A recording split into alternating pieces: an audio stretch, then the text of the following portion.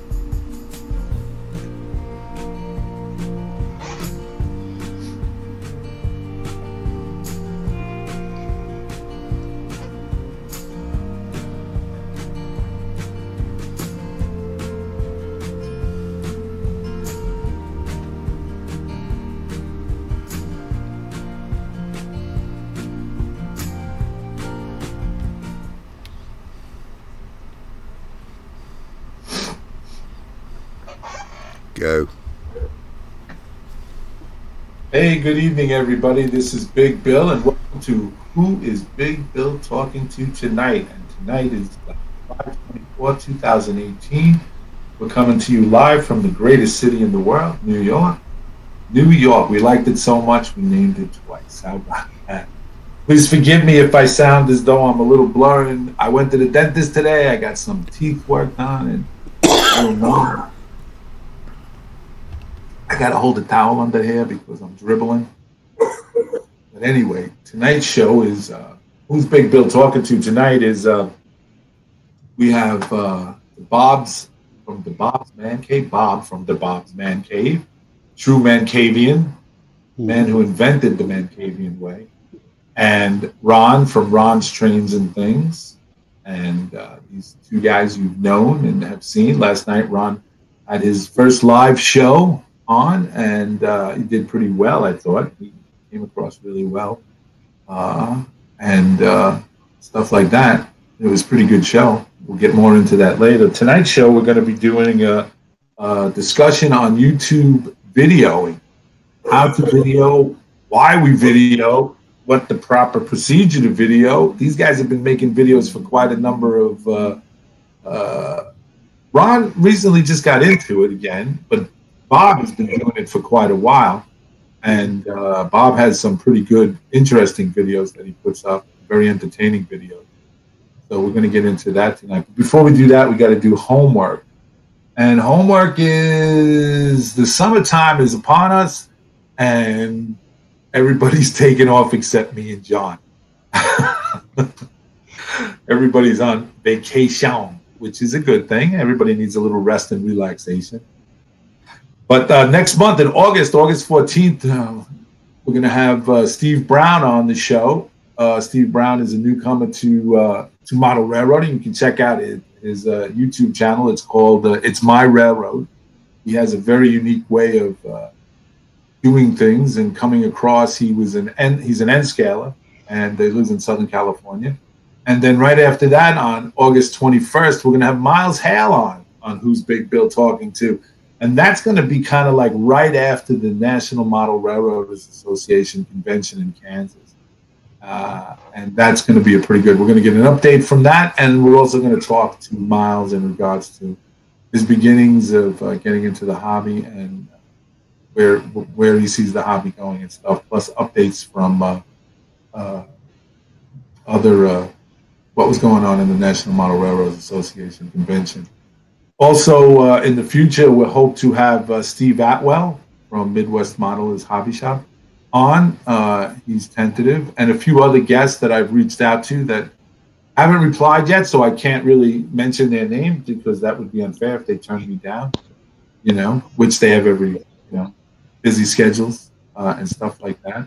Also, during the month of July and August, Thursday nights, Johnny's Train Talk will still be on John's Train Talk show will still be on Thursday evenings because Johnny and we don't have a life, and this is our life. So, well, thank you, John. Thank you for staying around in the hot summer. I'm in the midst of my layout. I am in my layout. As you can see, I am in my layout room right now. And this is the first time I've been in it in since the summer started. I have to say that I am the guy who, when July 1st comes, I close the door. And that's it. I don't come back in here other to do live shows. Simply based on the fact that it's too nice outside. And it's just, I got a lot of family things, a lot of other extracurricular things that I do. So I kind of like stay away from here. And not that I want to, but I have projects going on. So, and I can put an air conditioner in the window, but I have to take the bridges down and then, forget it. So before we get started, hey, I'm just perusing through some of my projects. I want to give you the tip of the day. See this little black box? This is the most important black box that you could ever have on your layer. If you do operations, if you invite people into your layout, this black box is the most important black box you can ever invest in. You go on Amazon, you can get this for, I think it's like $4 and change, $5 and change.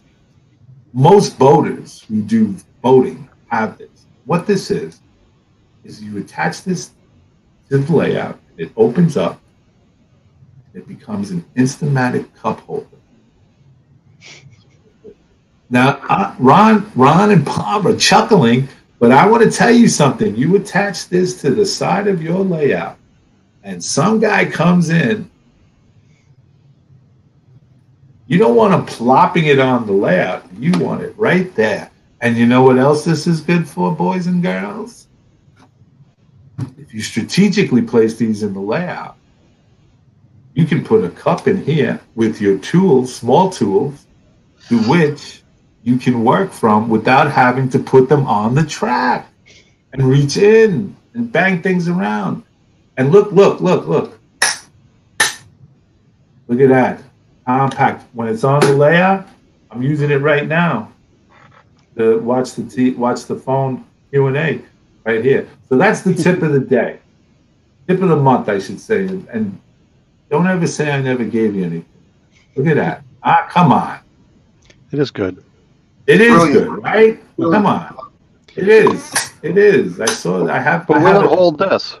Yeah. No. Darn. No. And remind me, Bob, when you come to check that out the door. Smaller trays just means bigger cups. Yes. I don't know why, but it does. Yes. Anyway, without further ado, let's get on to the subject at hand. First and foremost, thank you, gentlemen, for see, I clapped. See? All right. We were talking about this. My wife tells me when I'm on this camera thing, I shouldn't do this, but I do. Anyway, we're here with Bob and we're here with Ron. Ron Trains and Things in Bob's Man Cave. Now, gentlemen, on the we're going to talk tonight on the subject of video.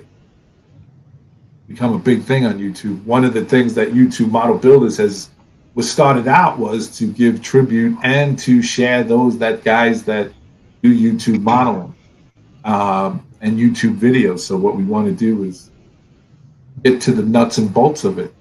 Like, John's going to interrupt us. Uh-oh. Yeah, if I can get my mic to come on. Seems like Bob's buddy, James. And we got to keep it clean, James. Don't be telling Bob's secrets. Don't be telling Bob's secrets now. I never leave the man cave. You know, I gotta go. All right. Yeah, since Bob built that brick wall, he can't get to the door now. Mm-hmm. Okay, back to you, Bill. Okay, so by the way, the brick wall, the rock wall that is behind Bob, I first thought that Bob took like 6 months off and called out sick from work to build that wall, but it turns out that it's a cloth photograph that's imposed on a cloth background, so it looks very good. Yes. Anyway, so guys, let's start with Bob. Bob, how did you get your start in doing videoing? What was the catalyst to jump off and say, hey, I can do this? Well, when I started getting into the hobby back again in 2013, it was my birthday. I turned 50. You know, and kind of went, you know, I still have trains in these boxes I haven't pulled out in 28 years or something. And I started playing around with it and says, you know, I think I'm going to get into trains again and let's go to N scale. It'll fit my room. So, you know, you probably heard this story before, but I started looking on the internet, YouTube mostly, and looking to find out how are people these days making layouts. You know, are they still using, you know, plywood and cork and nailing stuff down, and you know, what's the in thing? And so I kind of ran into a friend of mine's video on how to build a model railroad from start to finish. Yes, James, it's you. And so, you know, I started watching his videos and, you know, kind of learning, so, I'm not sure I really like the way he's doing it, but, you know, I'll watch again, keep watching. They're like, oh, people are using foam. And I was like, well, never thought of foam. So I kind of got into doing stuff that's, you know, I'm going to make a layout. And so, you know, James and I finally hooked up and found out we were living real close to each other. And I said, you know, I think I could do that YouTube thing like you're doing. I've got a video camera. I think I'll try that. Well, sure, go ahead. Let's just do it. So that's kind of how I got into it. I said, you know, I can do a video. Sure, I've done that. I got software. I can do it already. I was making wedding videos for people and, you know, recording my grandkids and my daughter and everything else. So I said, you know, I've got skills. I can do that. So it was just one of those challenges to get into it. And I said, no, might make some money. You never know. But you never know. Well, your intent was not, when you started making videos, was not to make $1, right? It was just to share the hobby, right? Yeah, I just wanted to see, is anybody else out there interested in what I'm doing? You know, and so far there's a few thousand people who are interested in what I do. Yeah, I think so. Yep. And Ron, how did it start for you? Because I know last night you shared a little bit. By the way, Ron had his first live show last night, which I think was very well. He did it exactly from where he was sitting in front of his layout, and I think it was done really well. You're kind of new back to the hobby, and you kind of jumped in, and you were like, you know, like, because I know we had you early on in one of our live shows. We had you as about a year ago. Right, we highlighted you as one of the new guys on the block and what you were doing, and from that time on, you've kind of like went leaps and bounds. You're, you know, and how you're producing videos and making videos. So how did you get into that and decide that's the way you were going to go this time around? Well, I mean, I've been in the hobby all along, but kind of like Bob was saying, you know, 2 years ago, I was a casual YouTube user. I had a personal YouTube channel. It has like 2 videos on it, you know, just personal family stuff. But I had some photography background, amateur, but had some, you know, some photography experience. And one of the things that has always kind of been a struggle for me, a challenge for me, a desire for me, I guess, in the hobby, has been the fact that, you know, I live in a small town. I've always kind of been isolated. I don't have any hobby shops or model railroad clubs, or really most of the time I haven't really had any model railroaders around me. And so I really had a desire to build, you know, some community or get involved in a model railroad community. And I also just felt like I'd come to a place in the hobby where I felt like I had something to contribute. And so one day, just kind of flipping through YouTube and without really realizing the communities and the model railroad, you know, channels and the, you know, the regular stuff that was there.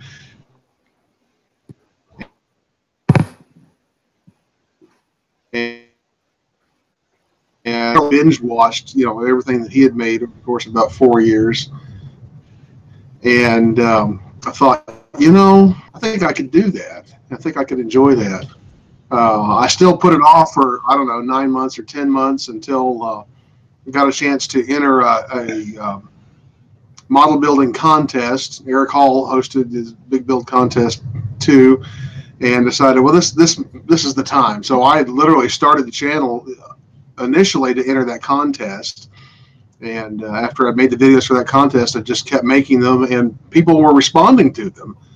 And I have to say that when I started the channel, I kind of had a vision and idea of what I thought I wanted the channel to look like, and it was that bears little resemblance to what my channel looks like today. But you know, like I say, people have responded to it. They seem to enjoy the videos. They seem to get a lot out of them. And so 15 months later, here we are, still making videos. What? Yes, and making very good videos. Bob, what do you think is your biggest challenge since you started doing the video?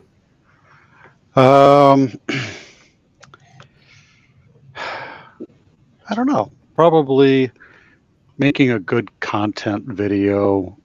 I'm usually kind of focused on how it looks from the video camera point of view, and my storytelling may not be the best. That, you know, kind of draws people in. I may kind of ramble on in my videos, and it's like, you know, I was like, oh, I got to get all these details in. I'm like, I got to shorten this up. I can't have it 30 minutes long, which sometimes it just has to be 30 minutes long. You just can't tell the story without telling the details. But, you know, from a viewer point of view, they get bored fast. They want that 5-10 minute video max and keep thoroughly entertained. And the struggle is to entertain people without being too informative, I guess, and boring. And that's my biggest struggle, I would think. Yeah. Ron, do you when you plan your videos, do you guys script them? I mean, prior to, like, if you're making a video, do you say to yourself, you know, okay, this is the video I'm going to be making on whatever, like you did on the mold, the sculpting mold stuff that you made? You know, is it something that do you guys sit down and say, okay, this is what I'm going to do? And, you know, like when you're at your office and supposedly working, are you saying, wait a minute. What are you trying to say? I'm not trying to say anything. I'm just like, you know, when you have a little bit of a downtime, when you're on your lunch break, you know, does it come to you scripted out so that you know, like, what you're doing beforehand? Well, for me, it depends on the video. Now, the parts of the video where I'm just standing in front of the camera and talking, the intro to the conclusion, those I bullet point. I don't script. Early on, I tried an outright script. And I found if I'm on camera, end up reading that script, and nobody wants to watch me, you know, sit on camera and read a script. So I bullet point those. And the video depends on the type of video. If it's an active video where you're watching and listening to me as I am doing something, then no, I don't script that. If it's something where I demonstrate something and then I do a voiceover, I usually write the voiceover out word for word, because I can read that, you know, and you don't have to watch me read, and I can practice that, you know, once or twice and read it pretty well. So it just depends on the type of video it is. If it's a voiceover, then yes, I script it. Otherwise, I don't. Right. What would you think, Bob? When I know that you go out and you do a lot of live interviews. I know they're recorded and later posted. Yeah. But, you know, what kind of equipment do you bring for that? And are you a one-man operation? I am usually a one-man operation when I'm at a train show. James will be there, but he doesn't usually hold my camera or nothing like that. I'm off, usually run around on my own if we're both there. The N-Scale convention, I was there by myself. Just basically what I have here, you know, Sony camera and a tripod, maybe a plug-in mic, and just me, you know, remote control, and, you know, hit play or record, you know, start talking. And I usually go off the cuff most of the time. I kind of have an idea what I want to say, and I'll think of a question right down on the spot if it's something that they've been talking about. You know, I was like, oh, hey, you know, this is a little bit different here. Well, what about this feature or something like that? And I've been looking at it going, or hearing someone else ask about it before I even interview, hear them talk about it, so I'll ask them about that again to clarify or something. So it's just a lot of just me being a guy asking a question at the booth, kind of a thing. Yeah, yeah. Nothing really scripted. I kind of know what I want to talk about in the products that they have there, or whatever the subject may be. You know, I'll learn something about it before I talk to them, of course, but that way I have something to say. Oh, I'm sorry, Bob. Go ahead. That way I have something to say, you know. Yeah. Dave Piper wants to know, how much time do you spend a week creating content for your channel? Well, for me, not a whole lot of time right now. I got so much content from the M-Scale convention and that whole trip. I got probably 10 videos total out of that one that I can put together. So it's right now I put one out last week. I've got to create another one, so I'll probably spend about a day on that one total.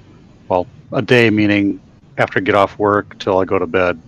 That could be 4 or 5 hours, depending on what kind of stuff I'm putting in it. Right. And Ron, the same thing. How much time do you spend a week on? Well, of course, you know, remember that my videos are almost exclusively how-to videos. And also, you know, somewhere along the line, this thing turned from my just making some videos to kind of a secondary hobby of really building a YouTube channel, because those things both kind of figure into this thing. It depends a little bit on the project that I do, because obviously it depends on how long it takes me to do the project, you know, as far as how long it takes to film it. You know, a simple project I may be able to record in an hour or two. Other projects may take several. When it comes down to editing, I would say it's a broad range, but I would say between 3 and 5 hours would be an average. Again, depending on what kind of video, and of course, because I made the decision somewhere along the line to really focus to build a channel, I put myself on a self-imposed schedule with a deadline. You know, I'm trying to produce a video that goes live at 7 o'clock every Tuesday morning, which has its own challenges when you have a full-time job on top of it. Right, exactly. Sparky 107 wants to know, what editing software do you gentlemen use, and is it easy, or is it easy to learn? You go ahead, Ron. When I started, the only thing I had any experience with as far as video editing was Windows Movie Maker. And so I plan to use that. I started my channel, and promptly the first week, my hard drive crashed irrecoverably, and I lost my Windows Movie Maker, and it is almost impossible to get anymore. So I did a little research, and I ended up downloading HitFilm Express. HitFilm, they have a pro version that's paid, but HitFilm Express is a free software. And then if you want to upgrade it, you can buy add-on packs. And so I literally have $20 invested in my editing software. It's fairly high-end editing software. It has some limitations, but it'll do, as far as the video editing, it'll do just about anything that you want it to do. And I'm real happy with it. I also have Adobe Premiere Elements, and I am playing with it a little bit, although I haven't found enough extra capability in Premiere Elements to warrant my spending the time it would take to learn Elements to get away from HitFilm. So I'm still doing all of my editing for everything I'm publishing with HitFilm Express. Well, I am using Pinnacle Studio Pro version 21 right now. I've been using Pinnacle Studio since probably version 8. Wow, that's been a long time ago. It's gone through a lot of revisions since then, and some things work, some things didn't. It is a little bit more expensive than free. It's running about $89 if you've already got a current version. It's just upgrade, but it does come with a lot of add-on transitions and titles and sound and music and screen capture and a bunch of other little stuff that are in there. 3D, go to 4K video editing, blah, blah, blah. The 360 camera stuff, it can do that now too. So there's a lot of growth potential in it. But I finally got them to fix something that was broken in the previous version. And I had, like Ron, I had kind of just rebuilt my computer this year. I did a video on my channel on that. And right after I got all the software on there, the first thing I installed was Pinnacle Studio to see if doing a complete rebuild of the operating system would fix it. And it didn't fix it. I was like, you got to be kidding me. So I complained, and they put out a patch, and it got fixed right away. I was surprised, because I complained for about 2 years, and they didn't do anything. But they got it fixed now, so now I can actually do a voiceover and actually watch my video play, because I couldn't do voiceover in that version. I had to go back to a previous version to do the voiceover, and then bring the video back into the version I was in, and keep editing. It was weird. But other than that, it's for ease of use. It's fairly easy to use. It takes a little bit of manipulation, but I don't really get too much craziness into it. Which there's a lot you could do, but it's all I've really used. Just want to make out a big shout out to John McIntosh. John McIntosh, and he's probably already off the air, but he'll listen to this on a rebroadcast. He says, guys, it's 2:20 a.m. here in Scotland. Time for bed. I'll watch the rerun. Thank you, guys. Good night. That has got to be the best. I have to say, that has got to be the best thing in this whole world about doing YouTube videos, YouTube model builders, and you guys are doing live shows and getting into it, that we are reaching worldwide. Here we talk to a gentleman who watched us at 2:20 in the morning from Scotland, halfway around the world. That is pretty awesome. The world is getting smaller and smaller. He's dedicated. Dedicated, absolutely. So let me ask you guys this question in regards to the videoing. Does it take away... now that has become another hobby. Does it take away from the main hobby? Yes and no. That's exactly what I was going to say. For me, it seems like it has in some cases, because I sit there and I'll make a video. I'm just too tired to do something over here. And then, like this past show that I did, I got all these videos, so I made all these quick videos, and then I went, okay, I'm now on board. Let's go. Hey, I got a project I said I was going to finish by the end of the year. And part of it's right back there in pink. So I've been working on that for the past couple of days.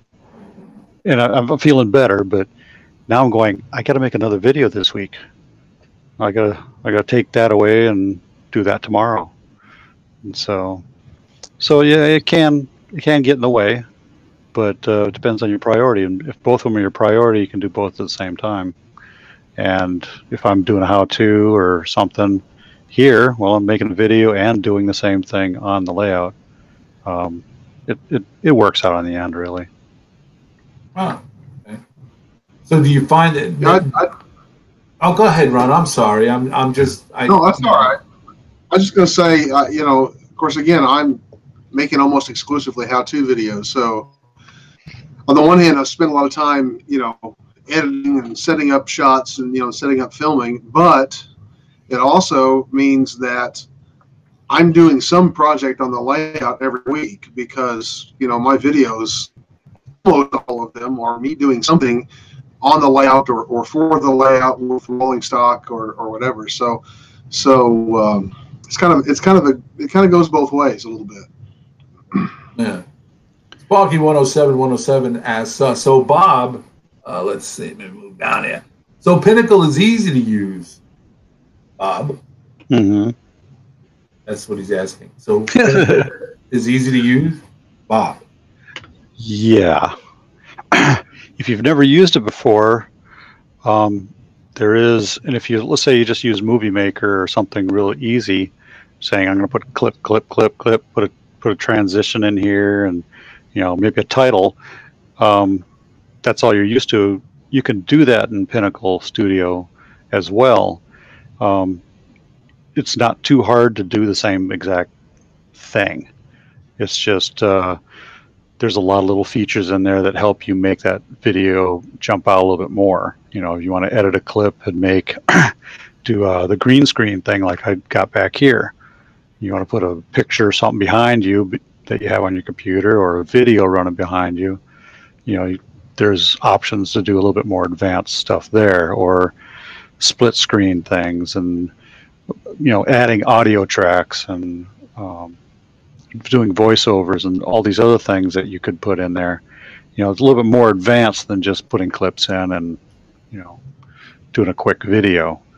You know, if you don't put any breaks and edits and stuff like that. But, you know, if you're used to that in any program of advanced level, you know, Pinnacle Studio's right up there with Adobe Premiere and some of the other ones.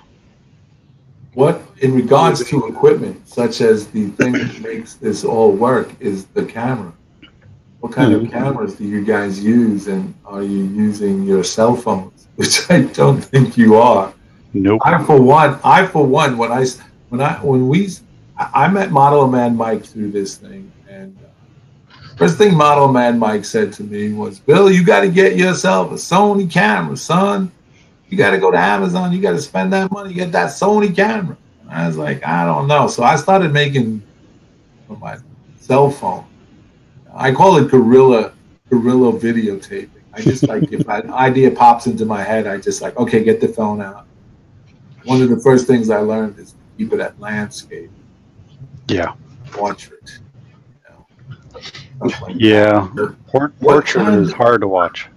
Yeah, it is, especially, you know, I remember I was at out here in Staten Island, New York. I was going to Modell's, and they have the CSX. They pull garbage out from Con Edison and ash out from there and stuff like that.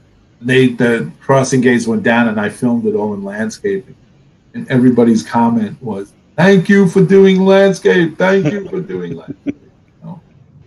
With that said, I use my iPhone, the cheapest model I can get at. Of course, now you've got Instagram working against all of us who've said that for years with this new IGTV thing, where everything is in portrait mode, which I despise. But you know, I guess that's for those who just take those. Just before we go on about the equipment, let me catch up here. Eric Hall is in the house, and he says, "I use Pinnacle Studio 21, been using it for years from around Studio 3. So he's a longtime fan of it. And Sparky 107, it gets hard to balance videos, what you want to do on your layout. For video reasons, sometimes a layout project takes 3 weeks when it should have taken 3 hours. Mike Simmons, hello from Florence, Arizona. It's cooled off down here to 111 degrees. Okay. I'll come visit you in January. Yeah, January. It's getting hot in here. I think it's like 71 in here. Yeah.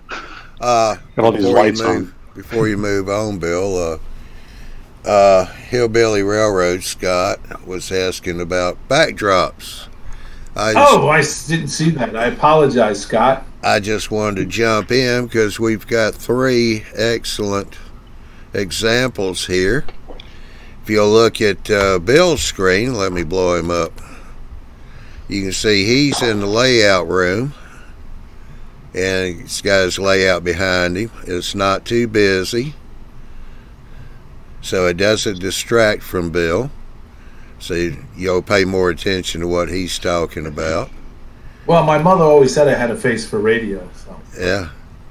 We got Ron. He's doing the same thing. He's, as y'all know, shoots a lot of his videos, or he did a show last night from his layout. Those make great backgrounds. And we have Bob here, which he's in his train room. And he's in a good place. He's got a pretty decent background there, too. One thing I wanted everybody to notice, though, since he's got the photograph of the stone wall up there, if you kind of look at Bob, I've noticed that his camera's there. And to me, that looks like that's green screened in, and also about 3/4 of Bob that's on the backdrop looks like he's green screened in also on top of that. So, yeah, I mean, yeah, it's fine, but you might want to pay attention to your backdrop so that. That rock is very flexible. Now we're going into sci-fi with the time warp. Hey, everybody! Rainbow Bell's in the house. Hey, Ray. So we were going on to equipment. I go with the standard hand crank kind of thing. What do you guys use?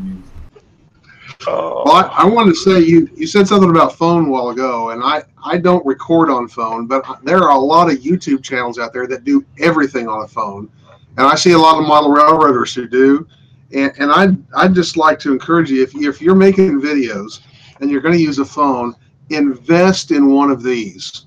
Yeah, I have one of those. This is a simple little tripod for a phone. You can get one of these on Amazon. I got this for $7. Yep. And you know, it's so much better than this is. You know, yeah. That's for people like me who get motion sick. That is so hard to watch. You know, whatever kind of camera you're using, if you can get it still and you can get it solid and get away from a lot of that motion, you're just going to make a lot more pleasant video. That's just an important trick. There we go. Tip number 2 for the day. There you go. Well, I use this Sony XR500 from about 2006, maybe. It's got a 120 gigabyte hard drive. It's full HD, full 5.1 sound. Well, maybe not 5.1, but it's got GPS on it and everything else. And I also use sometimes a GoPro. How does that work? How do you find that to work? Where do you use that, and what is the? Well, I'll use the GoPro for maybe some close-in shots or a second camera. While I'm like if you look at my trestle video when I was building the trestle, I had 2 cameras, one on me and then another one on the actual equipment, so I could talk at the same time and it would record everything, so I could basically line it up in my video. Right. So, okay, this is time together, and I can switch back and forth between the videos in my editing. So I could say, okay, I don't want to show this part, I'm going to show this part. And still, you'd hear me still talking on the soundtrack. And so that was one way of doing a little extra camera work at the same time in my how-to video. So, and sometimes at a train show, I may pull this out, and so I can get into a closer HD shot of something that I really can't get into with the big camera. So I can get this in on a stick and just kind of take a look a little bit closer, if they let me, you know, or get up a little bit higher. It's lighter, you know. So haven't done it in a while, but who knows? I might bring it to the national show here next month. And your equipment, Ron? Well, you know, I would preface this by saying, you know, if you're wanting to shoot videos, the best camera you can use today is whatever one you have available. I would never want to tell somebody to postpone, you know, your video making until you had certain equipment. I was fortunate when I started. I had an older but a decent DSLR camera. I had a Canon T3. And that's what I started with, and it made pretty good videos. It would shoot, highest resolution was 720p, but when you're uploading to YouTube, that's about as high as most of the output that you end up with anyway, so that worked out all right. Since I've upgraded, now I shoot all my main videos with this.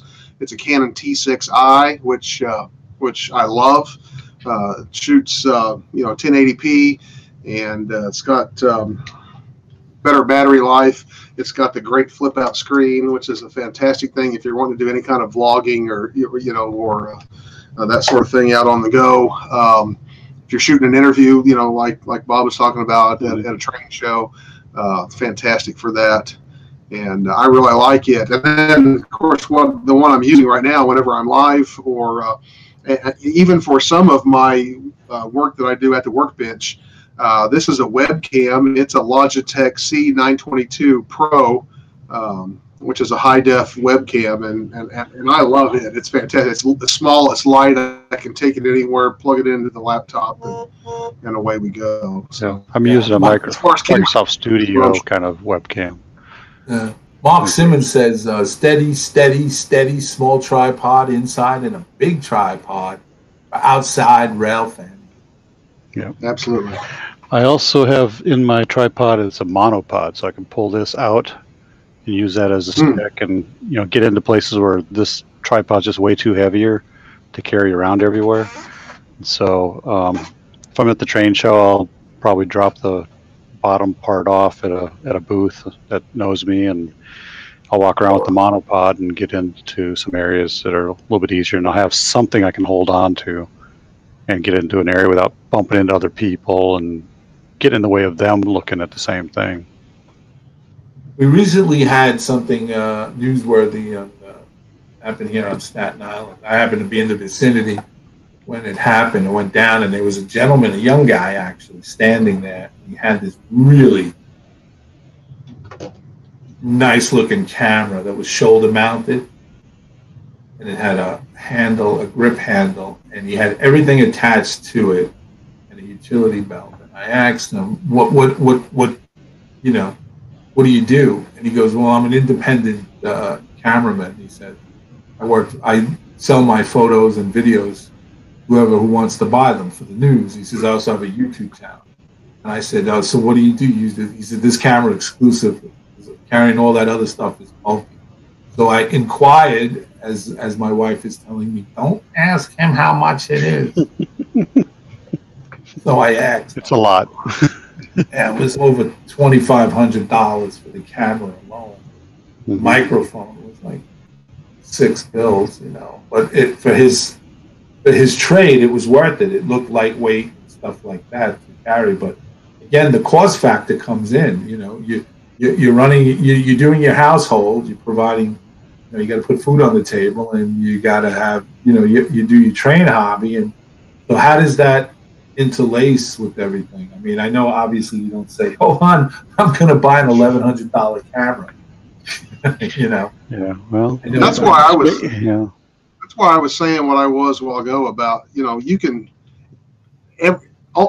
Basically, everybody has got what at once would have been considered a pocket studio. I mean, you've got a better camera in this thing you carry around in your pocket every day than most people ever had, just 10 years ago. Most modern cell phones can shoot fantastic video, and the other stuff to improve can be done incredibly cheap if you work at it a little bit. When I first started, I didn't have any lighting. I went to the hardware store and I bought 2 of these, and this is what I lit That's just a clamp lamp. They use these for heating chickens or whatever. Made my own little diffuser on the guard that came on it out of wax paper. Played around until I got the right color bulb, and this is what I lit all my videos with for like 9 months. And I've got $15 invested in 2 of them.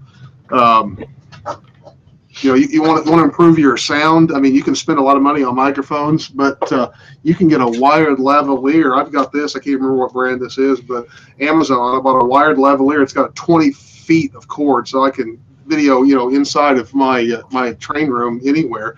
And I paid $16 for it, and it does pretty well. Yeah. So it doesn't have to be expensive. Yes, you can spend a lot of money on microphones and lights and cameras, but you can also do this for really no money down or a few bucks spent to improve some lighting and some sound, and still make some pretty nice videos.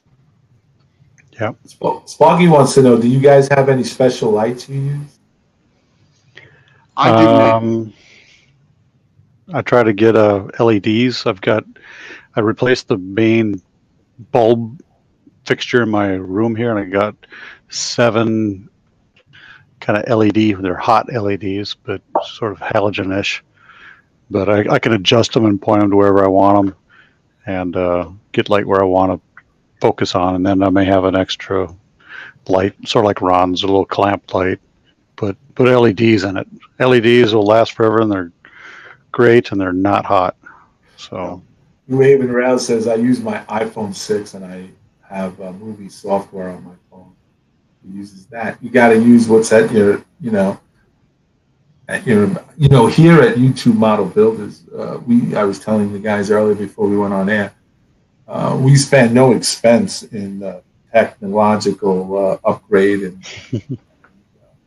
using the newest and largest equipment. As for example, so that this laptop is level, completely level. You can put a level on this, and it'll, the bubble will stay in the middle. We spared no expense. John allocated, I think about, what was it, $4.50. We purchased some of these container thing, HO scale container, to which I put them right underneath the corner of the laptop, so it's level. I mean, it's completely level. So here at YouTube Model Builders, we spare no expense in any of the equipment that we use to bring this content to you. Well, y'all were talking about equipment, so I mean, I've been messing around. I was doing some videos. Still got into this. Now these are my videos, but I've kind of upgraded a little bit. I've gone with a wireless microphone, and this is called a Boya, B-O-Y-A. Got it off of eBay, and I wasn't too sure about it, but I went ahead and bid. It only cost me $120 or $25. So, I mean, it comes with the transmitter and the receiver, and it's all aluminum case. I mean, it's well built, but I have invested in some other microphones. When Andy and I were up at the Fine Scale show last year, I also brought up a what they call an interview microphone. I mean, that little bad boy's about a foot long that you hold up for interviewing people. But it's made for cell phones. It plugs into this wireless. That's what we use there.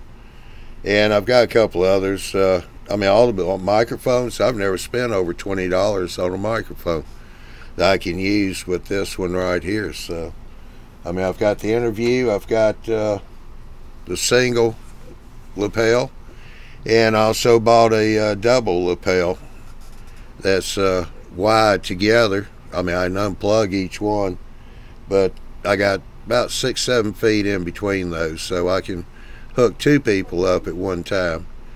Yeah, if I'm doing the interview or whatever. So, I mean, once you get into it, you look around. Yeah. Chris Rude says there are some real good channels on YouTube that show you how to set up and run a channel. They go over cheap, effective equipment, how to use a cell phone, and more. Eric Hall says, I used to use for a long time and still do a pair of 500-watt. Look, because I can't think of exactly what his sound sounds like. I know the Canon cameras I have, they have onboard built-in mics, and the sound on them stinks. It's terrible. It sounds like you're talking into a tin can, and if you're more than 2 feet away from the camera, it's just horrible. So I knew right off the bat I was going to have to do something else for sound. That was not going to cut it. And if you watch the experts on video, they'll tell you that the number one thing, if you want to improve something in your videos that you're putting on the internet, the first thing to improve is sound. People will put up with mediocre video if it has good sound, but they won't put up with excellent video that has bad sound. And right. I know that's true for me. So the first thing I invested in was this microphone I'm using right now, and I'll lift it up here. It's a blue Snowball Ice, and it retails for $50, but you can get it on Amazon about every day for $40. It is a great microphone for doing voiceover. It's not perfect for everything. For months, it was the only microphone I had, so I was trying to use it everywhere. Why I didn't, it wasn't until sometime later that I realized, man, I could buy a lavalier for $20 would really be a big help. But I do really like this mic, and it was it was worth the $50. I record all my audio separate. Bob, I don't know how you do yours, but unless I'm out on the go and using a shotgun mic on the camera, I record all of my audio directly into the computer and edit it in Audacity. And then merge those together in my editing software. I just find I get better audios that way. I'm going to interrupt for a second. Let the guys know that, it's beyond my control, but the internet dropped there for a few seconds, but we're back up again, so we'll go on. There will be no interruption in the recorded show, though. Just to recap, Eric Hall said that he uses 500-watt bulbs, which he used to have to wear sunglasses. If anybody watches Eric Hall's videos, he does a really good job of videotaping, doing videos on how-tos and everything. And he wears sunglasses, and that's a great thing, because that's a Casey Neistat blogger who uses sunglasses, Ray-Bans. What it does is it allows him to look at the viewfinder and to see how he's doing, but it gives the ability that he's looking straight on and talking to you, the public. So I saw that Eric had used it, and I thought that was a pretty good, it's all out there to take and to use, and and stuff like that. So that was pretty good, and you guys should check over at Eric IMRRO.com to see his videos. Oh, and before we get on with the evening, I got to throw this out there. Tomorrow night, Sparky 107 is having his live show. If, correct, Sparky? If you're out there, just say yes. Type in yes. He's having his show, and he's doing a giveaway tomorrow. If he reaches 100 viewers tomorrow, 100 viewers, he will be giving away NCE Power Cab system to 100. If he wants to reach 100 viewers. Now, last night, Ron hit 98. So if Ron can do it, I'm sure. And if you guys want an NCE Power Cab setup, tune into Sparky 107's live show tomorrow. I believe it starts at 7 Eastern time. Am I correct, Sparky? 53 minutes we are. Just want to put that out there for you, Sparky. Giving away an NCE DCC starter system, 100 views. I'm streaming live at 7 p.m. Eastern time. So there you go. You got the info? And take care and do that, okay? So what advice would you gentlemen give to the would-be YouTubers out there that want to do videos but are on a shoestring budget? What would be the practical tips that you would give? Just don't. Don't. That's good advice. I dare you not to try it. Good. Your previous job was on the suicide hotline?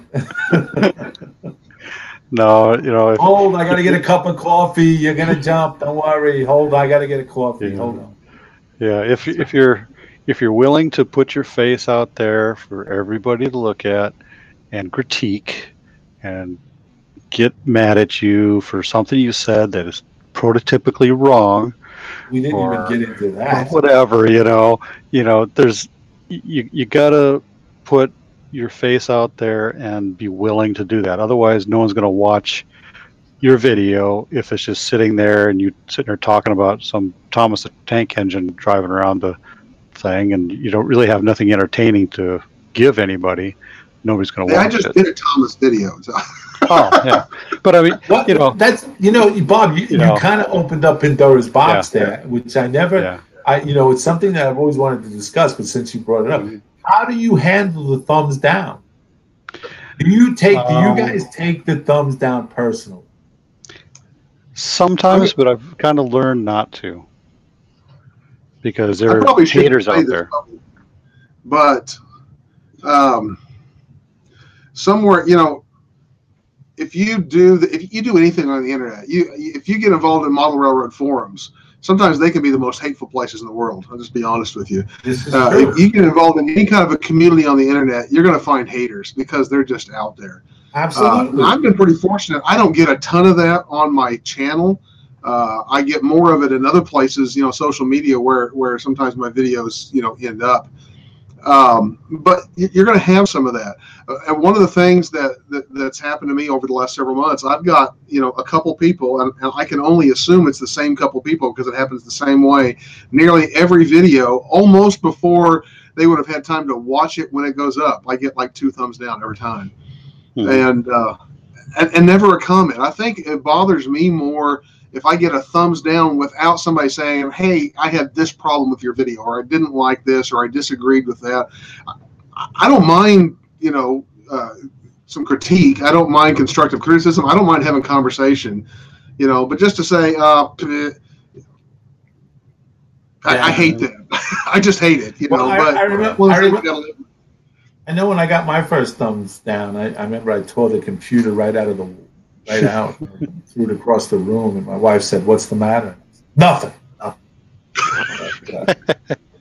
It's part of it's. I think you think it's right. Like every once in a while, something will come across YouTube Model Builders, and it's like you got to put the fire out. Like if you get the thumbs down and you want the criticism, it always seems that the criticism is harsher than. I'd rather take the thumbs down than the criticism, because sometimes the criticism comes from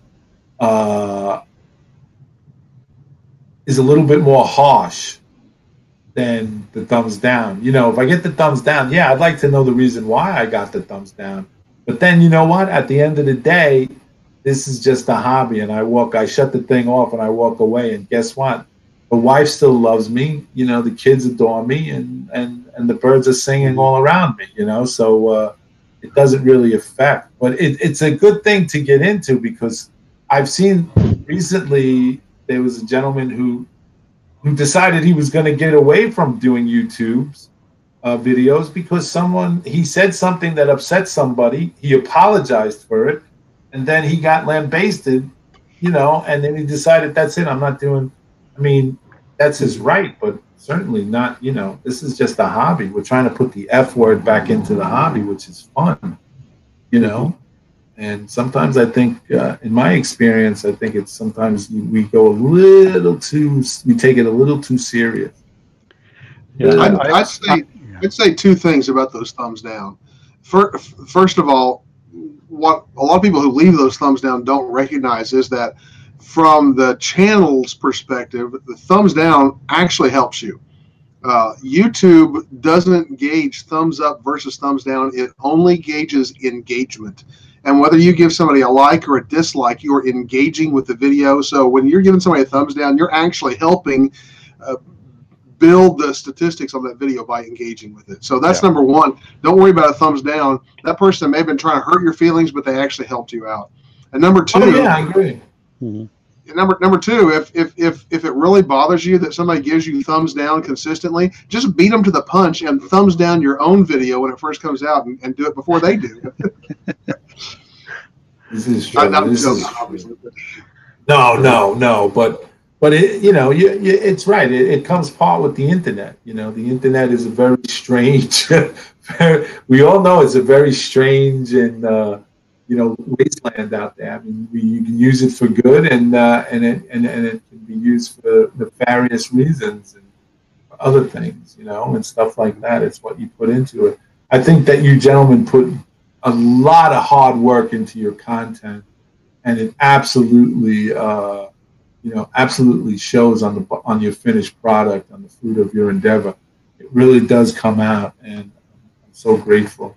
And I know the community is grateful for your channels and for the stuff that you put out there. It's entertaining, it's informative, the content is spot on, and the other beauty of it is that you guys are accessible to the community as well, and you're out there and you make yourself available to them if there's any further questions. So, what do we have? Some questions, or are we finished the point? Oh yeah, and Oh then yeah. and they're in the after chat here on YouTube Model Builders. We have an after chat thing that they're accessible. The night chat. I'm sorry, John. Stop yelling at me already. Okay, everybody's yelling at me. Stop it. Give That's me a why I don't thumbs up. like that thumbs down. That's right. That's why I don't like thumbs down. It gets me upset. Oh, Do I have to pull this car over on the internet highway and yes, that's right. separate you two? What is the best way for people to find your channel on YouTube? Model Trains is a hard niche. Well, Ron's Trains and Things, as it is. Ron's Trains and Things. Bob's Man Cave. If you subscribe to the Bob's Man Cave, is this still true, Bob? You become an honorary member of the Man Cave? You become an honorary Mancavian, yes. Yes. Or I am maybe a not member. even honorary, official Mancavian. An official Mancavian. Yep. Yep. Yeah. I'm a Mancavian president. Yep. Yeah, if you come to YouTube Model Build, yeah, let's plug YouTube Model Builders. Yeah. Oh, that one? We got a lot of content out there, you guys, and it's all for free. Rainbow Bell. LOL. Dave Piper. Oh, you're looking for a raise. Oh. Yeah, it ain't coming. Dave Piper says the thumbs down are from the people in Australia. Yeah, okay. Yeah, because it's supposed to be up, right? Yeah. Never thought about that. Oh, I see that. Well, listen, gentlemen, it is a pleasure having you guys on. Ron's Trains and Things will be doing a monthly weekly live show or monthly? Monthly. Monthly. Thank you. Fourth Monday of the month. So next one will be August 27th. Okay. And Bob, you'll be roaming around. Will you be at the NMRA convention? Yes, I will be there with James and a bunch of you guys that are here are showing up, apparently. Ron will be there. I guess Johnny will be there. Andy will be there. Yada, yada, yada. Everybody else will be there. Seems like everybody's going to make it to Kansas City this time because it's right there in the middle of the United States. I personally will not be there myself, but you guys got to take a lot of video, a lot of photos, and put it on your... Just about everybody will be there. Yeah. Oh, yes. Marty Jenkins from Australia will be there. I was just informed. A lot of people will be there. Steve Atwell from Midwest. Well, he lives out there as well. But he'll be out there. And John and Andy will be there. And hopefully we're going to see if we can get together a roundtable one evening. And you guys are available, to do a roundtable live discussion. That would be great. And stuff like that. So enjoy. And again, thank you guys so much for being a part of this show. It's real fun having you on and very informative. And God bless what you're doing. So this is YouTube Model Builders. We're going to end the show now at 10:05 p.m. on the 24th of July. Remember, in August, we're going to have Steve Brown from It's My Railroad, an N-Scale guy, real good content, real good, funny guy, informative guy, and really has taken the bull by the horns there. So check out his channel, It's My Railroad, Steve Brown. Also, on the 21st, we're going to have Miles Hale, and we're going to do a little chat in regards to the NMRA convention and also talk about Miles and see where he's got his start from and, how he was a big influence on me early on in the 80s. He used to make DVDs that I went and purchased at my local hobby shop. So, so he's going to be on. So we're going to talk to him. And let me not forget my good friend, Johnny Reb. Every Thursday, Johnny's Train Talk. Still going to be on through the month of July and August, this Thursday as well. And then we come back in September, full head-on strength, and we'll have everybody back and new content we'll be putting out there.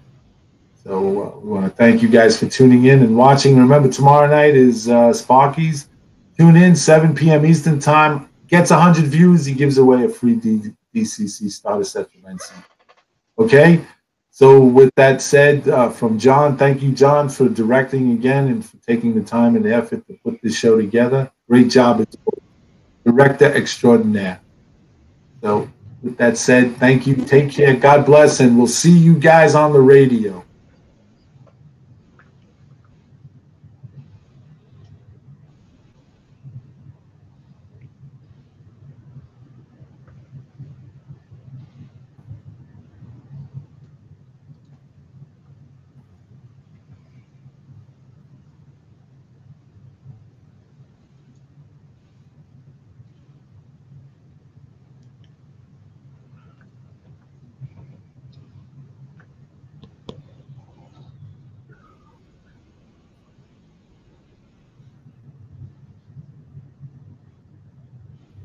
Hey, Ron? Oh, can they hear us?